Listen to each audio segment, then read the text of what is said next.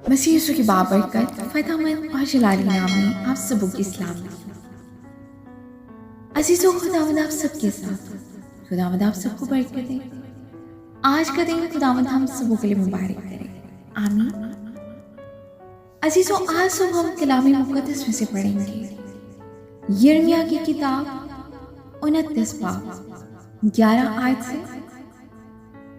क्योंकि मैं तुम्हारे हक में अपने ख्यालात को जानता, खुदावंद फरमाता है, यानी सलामती के ख्यालात, बुराई के नहीं, ताकि मैं तुमको नेक अंजाम की उम्मीद बख्शूं। तब तुम मेरा नाम लोगे और मुझसे दुआ करोगे और मैं तुम्हारी सुनूंगा, आमीन।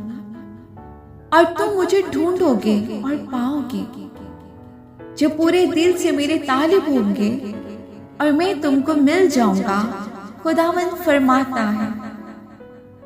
और मैं तुम्हारी असीरी को माकूफ करूंगा, और तुम उन सब कौमों से और सब जगहों से जिनमें मैंने तुमको हाँक दिया है जमा करूंगा, खुदावंद फरमाता है।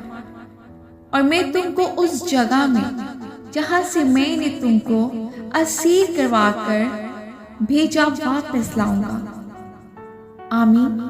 खुदावंद के जिंदा पाक कलाम के पढ़े और सुने जाने में उसकी बरकत खुदावंद का शुक्र हो।